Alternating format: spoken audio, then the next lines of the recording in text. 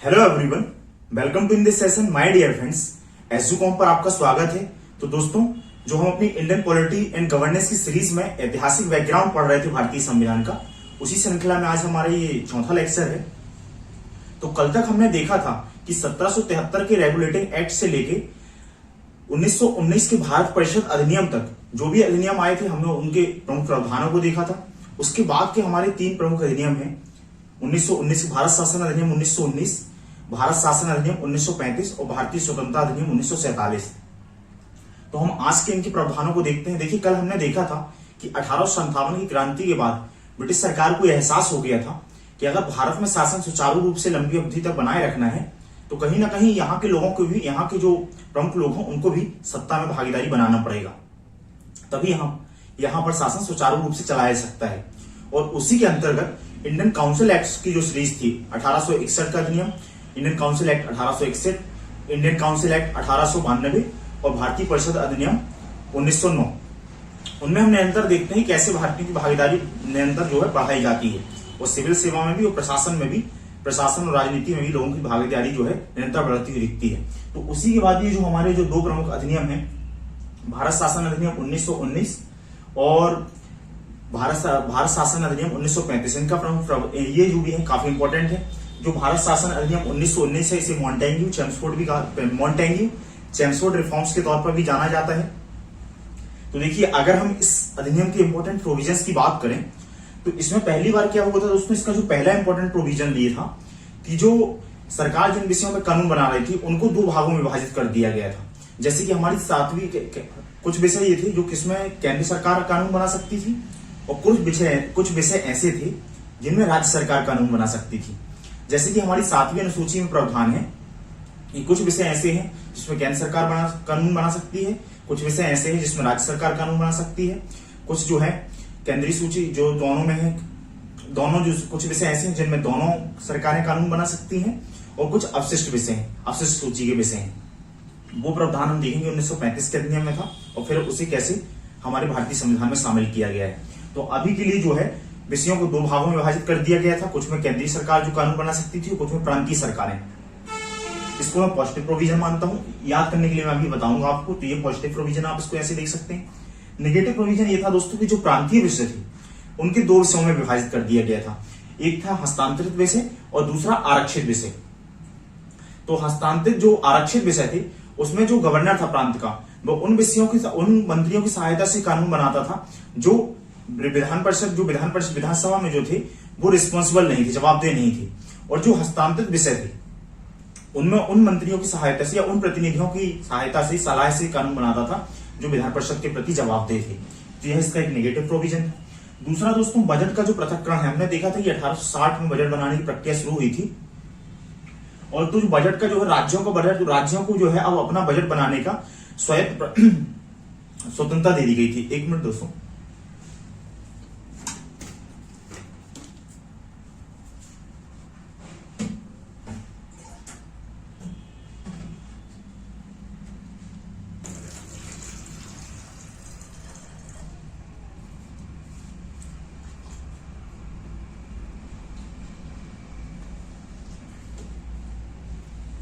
तो इस अधिनियम का जो ये तीसरा प्रावधान था, इसमें क्या हुआ था कि जो बजट बनाने की प्रक्रिया थी उसमें क्या है, राज्यों को स्वतंत्रता दी गई थी। वो केंद्र से अपना बजट जो है पृथक तौर पे जो प्रांत थे वो अपना बजट बना सकते थे। तो इसको भी मैं पॉजिटिव प्रोविजन मानता हूं। प्रकार से राज्यों को स्वायत्तता बढ़ती हुई देखने मिल रही है। चौथा जो प्रोविजन था, इसमें क्या है, द्विसदनीय व्यवस्था एवं प्रत्यक्ष निर्वाचन की बात की गई थी। अर्थात देखिए, जो हमने 1853 का चार्टर एक्ट पढ़ा था, वहां पर क्या है, स्मॉल पार्लियामेंट वगैरह बनी हुई थी और जो केंद्रीय विधान परिषद थी, तो अब उसकी जगह जो है दो सदन में उसको विभाजित कर दिया गया था। उसके स्थान पर लोकसभा और राज्यसभा ने कार्य करना शुरू किया। तो यहाँ पर जो हमारे यहाँ प्रेजेंट जो प्रणाली है वो एक प्रकार से हमको इस एक्ट से सीधे वो मिल जाती है। और इसी एक्ट के माध्यम से डायरेक्ट जो है रिप्रेजेंटेशन या प्रत्यक्ष निर्वाचन की भी जो है प्रावधान किया गया था दोस्तों, की जो प्रतिनिधि हैं वो प्रत्यक्ष तौर पर निर्वाचित किए सकते हैं। तो ये भी एक प्रकार से पॉजिटिव प्रोविजन हो गया। फिर इसका जो पांचवा एक प्रोविजन था, लेकिन इसमें ये तो प्रावधान कर दिया था डायरेक्ट निर्वाचन का, लेकिन नेगेटिव प्रोविजन ये था कि जो मताधिकार का राइट्स दिया गया था वो लिमिटेड था। संपत्ति, शिक्षा और कर के आधार पर, अगर आपकी संपत्ति ज्यादा है या शिक्षा ज्यादा है, कर या कर यानी कि समाज के अगर आप एलिट सेक्शन के प्रकार से, तो ही आपको मत का प्रोविजन दिया गया था। सामान्य जनसंख्या को मत का अधिकार नहीं दिया गया था। तो एक प्रकार से हम इसको मैं नेगेटिव रखता हूँ उस कैटेगरी में। वो मैं याद करने के लिए आपको यहाँ पर इस तरीके से बना रहा हूँ। जो छठवां इसका प्रोविजन था कि इसमें सांप्रदायिक जो निर्वाचन है, जो हमने 1909 के अधिनियम में देखा था, जो मुस्लिमों के लिए सांप्रदायिक प्रतिनिधित्व की बात की थी, वहां पर इधर सिखों के लिए और भारतीय ईसाइयों के लिए, आंग्ल यूरोपियों के लिए और यूरोपियों के लिए जो है आंग्ल जो अंग्रेज लोग थे, वो उनके लिए भी यहाँ पर सांप्रदायिक जो है निर्वाचन की बात जो है की गई थी, उनका प्रावधान किया गया था। और सांप्रदायिक जो निर्वाचन एक प्रकार से वहां पर विस्तार किया गया। तो यह भी इसका एक नेगेटिव प्रोविजन है। तो जो वायसराय की काउंसिल थी, वहां पर जो दोस्तों जो 6 मेंबर थे, वहां से 3 मेंबर जो है भारतीय होना अनिवार्य कर दिए गए थे। हालांकि जो कमांडर इन चीफ था उसका अभी भी अंग्रेज होना ही अनिवार्य था, वह भारतीय नहीं हो सकता था जो कमांडर इन चीफ था। इसके बाद जो नीचे अगर हम सिविल सेवा आयोग की बात करें, तो इसका जो 8वां प्रोविजन ये था कि जो सिविल सेवा आयोग की स्थापना करने की बात की गई थी और 1926 में ली कमीशन की सिफारिश पर यूपीएससी की स्थापना की गई थी। इसके बाद दोस्तों जो इसका 9वां प्रोविजन था, लंदन में एक जो है उच्चायुक्त हाई कमीशन की स्थापना की गई थी और जो भारत सचिव के कुछ कार्य थे वो हाई कमीशन को ट्रांसफर कर दिए गए थे। और 10वां इसमें जो प्रावधान किया गया था, एक वैधानिक आयोग बनाया गया था, एक कमीशन बनाया गया था जिसे 10 वर्षों के बाद इस कमीशन को रिव्यू करना था। हालांकि ये 1919 में आया था, तो 1929 में कमीशन को रिव्यू करना था, लेकिन 2 वर्ष पहले वहां साइमन कमीशन ही आ जाता है। वो हम आने वाले समय में इसमें चर्चा करने वाले हैं कि साइमन कमीशन ही आ जाता है और उसी के बेस के आधार पर, साइमन कमीशन आने के बाद उसी के बेस के आधार पर फिर 1935 अधिनियम और उसके बाद आप देखते हैं कि जो पूना पैक्ट वगैरह का घटनाक्रम चलता है या राउंड टेबल कॉन्फ्रेंस चलती है, तो वो इन सब चीजों में इतिहास में आ जाती है और वहां पर एक प्रकार से चर्चा संवाद की स्थिति बनी रहती है। फिर यहाँ से जो कॉन्स्टिट्यूशनल डेवलपमेंट है वो यहाँ से बहुत ही इंटेंसिव यानी कि सघन होता जाता है। आप वहां पर देखते हैं 1927 में साइमन कमीशन आता है, फिर अंग्रेज दावा करते हैं कोई भी भारत के लोग संविधान नहीं बना सकते हैं। फिर नेहरू समिति आती है वहीं पर मोतीलाल नेहरू की अध्यक्षता में, फिर वह कुछ प्रावधान देती है। 1900 कांग्रेस का 29 का अधिवेशन है, 1930 का अधिवेशन है, इनमें सब अधिवेशनों मौलिक अधिकारों की सब में बहुत ही संघर्ष चर्चा होती है और वहां पर फिर इंडिपेंडेंस इंडिया की बात करने जानी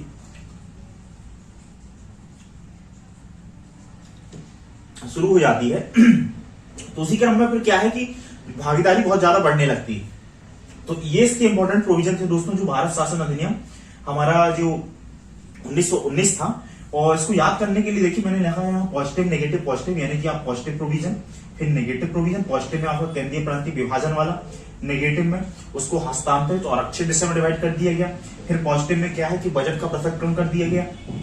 फिर यहाँ पॉजिटिव में आप देखेंगे कि पॉजिटिव में क्या है कि जो द्विसदनीय व्यवस्था और प्रत्यक्ष निर्वाचन की बात की गई, लेकिन वहां पर नेगेटिव क्या था कि सीमित मताधिकार दिया गया था संपत्ति कर, शिक्षा के अधिकार, संपत्ति कर और शिक्षा के अधिकार पर, अर्थात जो है सभी को मताधिकार नहीं दिया गया था। समाज का जो एलिट तबका था एक प्रकार से उसको मताधिकार दिया गया था। एक और नेगेटिव प्रोविजन ये था कि जो हमारा कम्युनल रिप्रेजेंटेशन है उसको विस्तार कर दिया गया था, उसका एक्सपांशन किया गया था। और ऊपर अगर बात करें और नीचे, ऊपर यानी कि गवर्नर की जो भारत के वायसराय थे उसकी परिषद, और नीचे जो सबसे नीचे डिस्ट्रिक्ट लेवल में एक प्रकार से जो आईएएस आईपीएस इनके लिए एग्जाम यूपीएससी करता है। तो ऊपर क्या चेंज किया गया कि ऊपर अप डाउन अप क्या किया, अप चेंज क्या किया गया, ऊपर ही साइड जो चेंज किया गया कि 3 सदस्य जो है भारतीय होना थे। और नीचे वाले में जो चेंज किया गया उसमें हाई कमीशन का जो डाउन साइड जो लोक सेवा आयोग का प्रावधान किया गया, तो अप डाउन ऐसे गया। इसके बाद जो है हाई कमीशन की बात की गई और फिर आप कॉलम में देखेंगे 10 वर्ष बाद एक वैधानिक आयोग की बात की गई। तो ये दोस्तों इसके 10 इंपॉर्टेंट प्रोविजन थे, इनको आपको याद रखना है।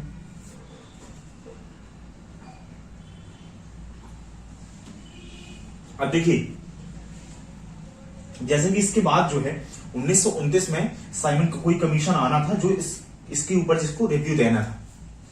तो 1927 में ही जो है साइमन कमीशन भारत आ गया था। फिर उसका विरोध होता है, आप इतिहास में पढ़ते हैं, लाला लाजपत राय जी, लाठी सांडर्स और ये सब पूरा घटनाक्रम चलता है। वहीं से उसके विरोध के दौरान फिर भगत सिंह, तो वो पूरा इतिहास का विषय है। उसके बाद फिर नेहरू समिति बनती है। ये दावा करते हैं, मतलब अंग्रेज दावा करते हैं कि भारत के लोग अपना संविधान नहीं बना सकते हैं अगर कोई ब्रिटिश शासन न भेजा जाए, क्योंकि साइमन कमीशन का विरोध इसलिए हुआ था कि उसमें सभी जो थे ब्रिटिशर्स लोग थे, वो भारत के लोगों का फैसला करने आए, इसलिए उसका जमकर देशव्यापी व्यापक विरोध हुआ। उसके बाद फिर राउंड टेबल कॉन्फ्रेंस होती है, फर्स्ट कॉन्फ्रेंस होती है, सेकंड थर्ड, एक ही कॉन्फ्रेंस के 3 पार्ट्स में। और उसके बाद फिर इरविन पैक्ट वगैरह, और वहां सबसे पूरा घटनाक्रम के बाद जो है एक सम्मिलित तौर पे जो पूरा घटनाक्रम होता है उसको मिला के जो है 1912 शासन अधिनियम 1935 आता है। इसका दोस्तों भारतीय संविधान की जो भारतीय संविधान है उसमें बहुत ज्यादा व्यापक प्रभाव है गवर्नमेंट ऑफ इंडिया एक्ट 1935 का। इसके ऊपर यूपीएससी मेंस से भी क्वेश्चन पूछा गया है। हाल ही में 2019 में प्रीलिम्स में भी क्वेश्चन पूछा गया है कि भारत शासन अधिनियम में किन वर्गों के लिए प्रावधान किया गया था या किन वर्गों के लिए प्रावधान नहीं किया गया था। तो बहुत ही इंपॉर्टेंट प्रोविजन है, ये एक्ट जो है काफी महत्वपूर्ण है। मेंस के ऊपर भी क्वेश्चन पूछा गया है। हम आने वाले समय में जो मेंस को क्वेश्चन पूछा गया था उस पर आंसर राइटिंग भी करेंगे। तो देखिए, तो मेंस में क्वेश्चन पूछा गया था भारतीय संविधान में कौन कौन से फेडरल प्रोविजन 1935 से लिए गए।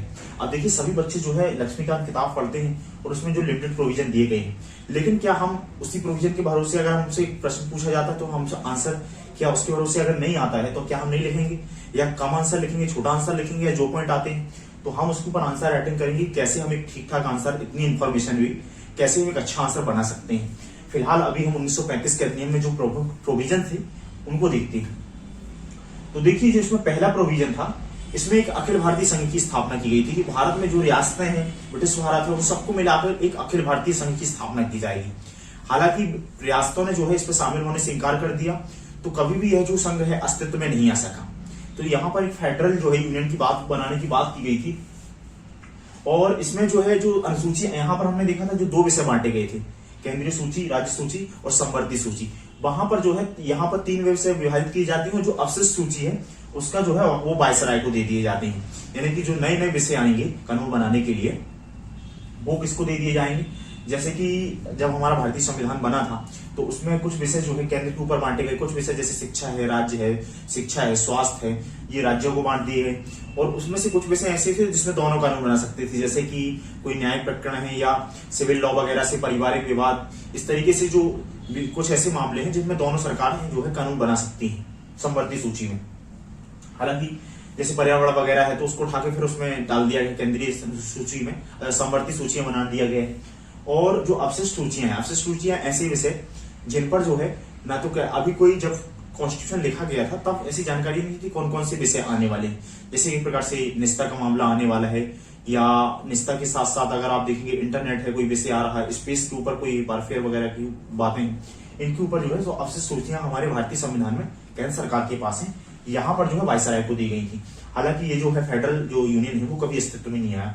दूसरा दोस्तों जो इसका प्रोविजन था कि द्वैत शासन की बात, दोनों स्तर पर द्वैत शासन। तो दूसरा प्रोविजन में क्या था, द्वैत शासन जो था आपका, यानी कि जो प्रोविंसेस में राज्य सरकार में हमने 1919 के अधिनियम में यहाँ पर देखा था कि राज्य में द्वैत शासन था। द्वैत शासन यहाँ पर क्या था, कुछ विषय हस्तांतरित और आरक्षित बर्हियत कर दिए गए थे। एक तो वहां पर इस वाले प्रोविजन में क्या हुआ कि उसको समाप्त कर दिया गया और राज्यों में उत्तरदायी सरकार की स्थापना की गई। और यह जो प्रोविजन था 1937 से लेकर, हालांकि 1937 से 1939 तक ही बना रहा। अगर दोस्तों यहीं पर एक द्वैत शासन की बात करें तो जो हमने 1986 का ब्रिटिश इंडिया अधिनियम पढ़ा था, वहां पर भी बोर्ड ऑफ कंट्रोलर और बोर्ड ऑफ डायरेक्टर की बात की गई थी, और जो 1858 का अधिनियम हो उसके द्वारा उसे समाप्त कर दिया गया था। तो अगर आपसे द्वैत शासन पहली बार पूछा जाता है दोनों में से विकल्प, तो आप पहला वाला चूज कीजिए, और अगर ये वाला उस विकल्प आता है कि आप समाप्त किए थी या कब स्टार्ट किया था तो आप इन 2 एक्ट में से आंसर दीजिए। अब देखिए, जो केंद्र स्तर में लेकिन यहाँ पर द्वैत शासन प्रणाली लागू कर दी गई थी। हालांकि वो प्रणाली जो है वो कभी इंप्लीमेंट नहीं किया सकी, नेवर इंप्लीमेंटेड। तो क्या हुआ था कि जो केंद्र में जो विषय थे उसमें हस्तांतरित और आरक्षित बांटा गया था। हालांकि वो आया नहीं, तो फिर हम उसमें विचार करने का कोई तात्पर्य नहीं है। चौथा दोस्तों इसका जो प्रोविजन है, जो राज्यों की जो विधान परिषद थी वहां से 11 में से 6 राज्य थे। वहां पर कल हमने देखा था कि जो 1861 का भारत परिषद अधिनियम है, वहां से 3 राज्यों में, उत्तर पश्चिमी सीमा प्रांत, बंगाल और बिहार में जो है केंद्रीय विधान राज्य प्रांतों के स्तर पर विधान परिषद का प्रावधान स्थापित की गई थी। यहाँ पर अभी तीनों राज्यों में तो कुल 6 प्रांतों में जो है विधान परिषद का प्रावधान किया गया था। अब कौन कौन से राज्यों में की गई थी वो ज्यादा महत्वपूर्ण नहीं है, लेकिन हाँ आपको आइडिया होना चाहिए। जैसे कल हमने देखा था, उसके बाद मद्रास है, बंबई है और असम में और ये प्रावधान कर दिया गया था। तो आपको एक जनरल आइडिया हो, उसके बाद आप आइडिया भी लगा सकते हैं उस टाइम पे अगर ऐसा पूछा जाता है, क्योंकि आप ऐसे अनुमान लगाइए जब हिस्ट्री पढ़ते थे कौन कौन से प्रांत एग्जिस्ट करते थे। तो कुछ प्रांत तो हैं कि उसमें एग्जिस्ट ही नहीं कर रहे थे उस समय, तो ऐसा नहीं था, तो ऐसा था। तो इसके बाद अगर हम इसके 5वें प्रोविजन की बात करें, 6वां हम बाद में देखेंगे। यहाँ पर दोस्तों मताधिकार का विस्तार किया गया। यहाँ पर जो है जो संपत्ति का और शिक्षा के आधार पर मताधिकार दिया गया था, उसका विस्तार करते हुए 10% लगभग जनसंख्या को मताधिकार दिया गया। हालांकि ये भी टोटल जनसंख्या के हिसाब से देखें तो बहुत कम है, लेकिन इसको हम जो है मताधिकार इसमें लगभग बढ़ाया गया था। उसके बाद जो इसका एक नेगेटिव प्रोविजन ये था कि यहाँ पर कम्युनल जो रिप्रेजेंटेशन है उसमें और विस्तार किया गया। जैसे दलितों के लिए अलग से प्रावधान किया गया, महिलाओं के लिए, मजदूर वर्ग के लिए। देखिए अब ये वर्गीय हितों के हिसाब से तो ठीक है, लेकिन राष्ट्रीय एकता और अखंडता के हिसाब से उस समय चुनौतीपूर्ण था, क्योंकि हम स्वतंत्रता संघर्ष की लड़ाई लड़ रहे थे और एक ऐसी सरकार जो फूट डालो राज करो की नीति अपना रही थी, तो वहां अलग अलग वर्गों को विभाजित करने की नीति अपना रही थी, इसलिए हमारे लोगों ने इसका विरोध किया। तो छठवां ये प्रोविजन था। बाकी दोस्तों इसमें 7, 8 और 9 तो 3 जो ऑर्गेनाइजेशन इस लेवल पर स्थापना, जो इंस्टीट्यूशन की स्थापना की गई, जैसे भारत की मुद्रा एवं साख है, यानी कि पूरी बैंकिंग व्यवस्था को नियंत्रित करने के लिए और बेहतर बनाने के लिए उसमें रिजर्व बैंक ऑफ इंडिया की स्थापना की गई थी। तो आप देखते हैं रिजर्व बैंक ऑफ इंडिया अधिनियम जो है वो 1935 में जो है उसकी स्थापना की जाती है reserve bank of India act के थ्रू। उसके बाद जो है यूपीएससी और एसपीएससी, यहाँ पर जो था, जो हमने लास्ट वाले प्रोविजन में देखा, यहाँ पर लास्ट वाले एक्ट में देखा, इस वाले 1919 में, कि यहाँ पर लोक सेवा आयोग की बात की थी। तो यहाँ पर स्पष्ट तौर पर लोक सेवा आयोग की बात की गई थी और प्रांतों के लिए भी लोक सेवा आयोग की बात की गई थी। 1935 के अधिनियम में स्पष्टता, अगर आपसे पूछा जाता है कि प्रांतीय लोक सेवा की बात स्पष्टता कब की गई थी, तो 1935 का आप जिक्र करिएगा किसी प्रीलिम्स वगैरह, किसी सिविल सर्विस एग्जाम वगैरह में। इसके बाद जो है संघीय न्यायालय, इसमें एक फेडरल जो कोर्ट है उसकी बात की 1937 में जो स्थापित किया गया था। तो ये 3 जो है इंस्टीट्यूशन की स्थापना की गई थी। और 10वां इसका जो प्रोविजन था दोस्तों, जो भारत परिषद थी, जो हमने देखा था कि जो 1858 का भारत परिषद अधिनियम है, उसमें ब्रिटिश जो था भारत का जो सचिव था, स्टेट सेक्रेटरी, जो ब्रिटिश कैबिनेट का सदस्य था, उसकी सहायता के लिए परिषद की स्थापना की थी। तो उसे यहाँ पर समाप्त कर दिया गया था और उसे सलाहकारों की एक टीम मिल गई थी। उसके बाद सलाहकारों की एक टीम उसके कार्यों में सहायता कर रही थी। तो ये इसके 10 प्रोविजन थी। इनको याद करने के लिए आप इसे ऐसे याद रख सकते हैं कि इसको मैंने लिखा है फेडरल, फिर बड़े कॉलम में आप डुअल गवर्नमेंट अर्थात देश शासन, तो वहां पर डी एस्टैब्लिशमेंट और एस्टैब्लिशमेंट यहाँ पर हटा दिया गया राज्यों के स्तर पर, इसे पे यहाँ पर जो है स्थापित कर दिया गया केंद्र के स्तर पर। फिर डुअल लेजिस्लेशन की बात की गई है। डुअल जो है यहाँ पर जो अपनी विधायिका है उसकी बात की है, डुअल विधायिका की। उसके बाद पॉजिटिव नेगेटिव, तो पॉजिटिव सेंस में देखें कि मताधिकार का विस्तार किया गया था 5वें प्रोविजन में, और नेगेटिव कम्युनल रिप्रेजेंटेशन के तौर पे। फिर 3 ऑर्गेनाइजेशन आ जाते हैं, आरबीआई है, यूपीएससी, एसपीएससी वगैरह, और हमारा फेडरल कोर्ट की बात की जाती है। और 10वां जो प्रोविजन है वहां पर भारत जो परिषद थी, यानी कि इंडियन जो काउंसिल थी, उसका एंड कर दिया। यहाँ पर मैंने ऊपर लिखा है इसका स्क्वायर में बना के ई, यानी कि एंड हो गया। तो यहाँ पर आप इन दोनों के थ्रू चीजों को याद कर सकते हैं। और अगर आप इसको बार बार याद करें, चीजों को 2-3 बार अगर आप वीडियो देख सकते हैं, ज्यादा है आप किताब से बार बार पढ़ भी सकते हैं और इसके थ्रू आप याद कर सकते हैं। और आपको लगता है तो और बेहतर तरीके से ट्रिक्स वगैरह बनाइए। मेरा उन चीजों में ज्यादा विश्वास नहीं है, लेकिन हाँ, आपको जहां जरूरत लगती है आप उसको बनाइए, परहेज मत कीजिए, लेकिन आप समझने पर ज्यादा फोकस कीजिए अगर आप आईएएस का एग्जाम आपको प्रॉपरली देना है तो दोस्तों ये थी हमारी आज की चर्चा। अभी हमको इसमें इस जो हमारा ऐतिहासिक विकास खंड है उसमें हमको क्या है कि भारतीय स्वतंत्रता अधिनियम के बारे में और पढ़ना है। हमारा प्रयास होगा कि हम एक आध प्रश्न भी इसमें से देख लें, जो प्रीलिम्स में कुछ क्वेश्चन आए हुए हैं उनको हम उसमें अपलोड कर दें टेलीग्राम चैनल में, तो आप उससे प्रैक्टिस भी कर सकते हैं जो लास्ट कुछ ईयर में प्रीलिम्स में आए हुए हैं। और मेंस के क्वेश्चन भी हमारा अप्रोच होगा कि क्वेश्चन हम इसमें सॉल्व कर लें, ताकि हमारा एक दृष्टिकोण बनता जाए कि हमको मेंस में कैसे अप्रोच करना है धीरे धीरे। तो थैंक यू दोस्तों, थैंक यू सो मच।